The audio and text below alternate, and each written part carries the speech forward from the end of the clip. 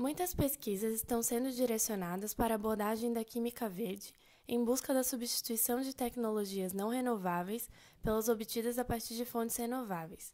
Na química dos polímeros, a abordagem sustentável tem levado à síntese de novos monômeros a partir de fontes renováveis. Os sacarídeos e óleos vegetais são interessantes plataformas químicas para a síntese de novos monômeros a partir de modificações químicas, além de serem matérias-primas baratas e amplamente disponíveis. A síntese de novos monômeros possibilita a inclusão de grupos funcionais na cadeia principal do polímero, que podem garantir vantajosas propriedades dependendo da aplicação. Por exemplo, a inclusão de grupos éster geraria um material polimérico potencialmente biodegradável.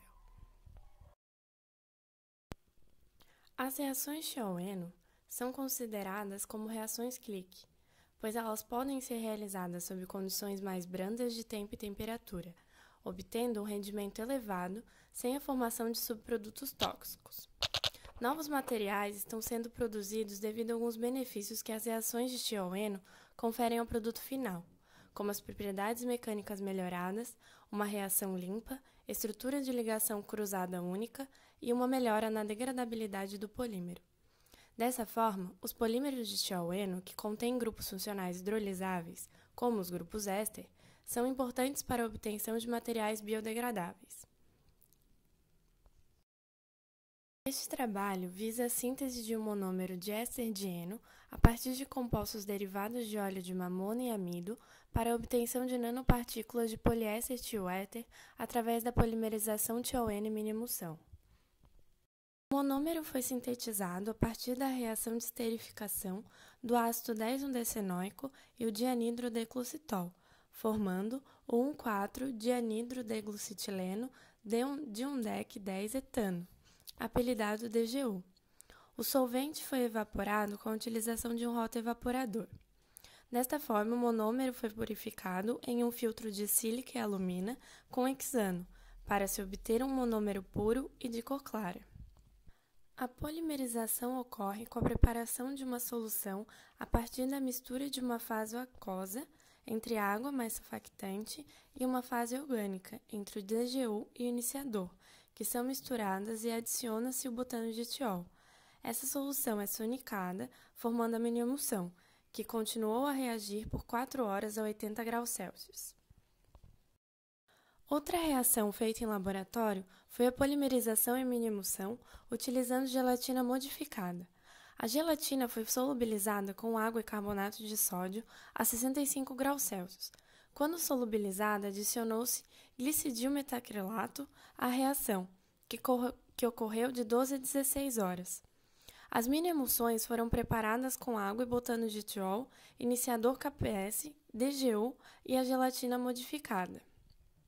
O tamanho das partículas foi medido utilizando-se um Zeta Sizer.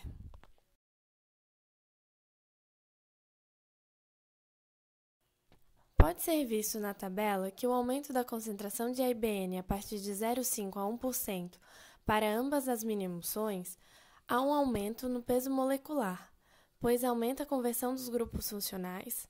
Porém, a partir de determinada concentração de iniciador, a concentração de radicais se torna tão alta que aumenta significavelmente a taxa de terminação das cadeias poliméricas, o que limita o aumento do peso molecular. Quanto ao KPS, observou-se que a diminuição no peso molecular com o aumento da concentração do iniciador. A diferença da polimerização que utiliza gelatina modificadas para as polimerizações estudadas anteriormente é a formação de nanopartículas poliméricas reticuladas. Dessa forma, mediu-se o grau de reticulação com o uso de um extrator Soxhlet, e os dados estão apresentados na tabela. Este trabalho mostrou ser possível a síntese de um monômero de éster de eno a partir de compostos derivados de óleo de mamona e amido para obtenção de nanopartículas de poliéster tioéter através da polimerização Shio-Eno e mini-emulsão. Os resultados mostraram que a polimerização Shio-Eno e mini-emulsão foi bem sucedida e que látices estáveis e com partículas de diâmetro médio de 200 nanômetros foram obtidos. Foi determinado que o tipo de surfactante e o volume da fase aquosa são os fatores que mais exercem influência sobre o tamanho final da partícula. O aumento da concentração de iniciador organosolúvel, aumenta a massa molar do polímero, pois aumenta a conversão dos grupos funcionais.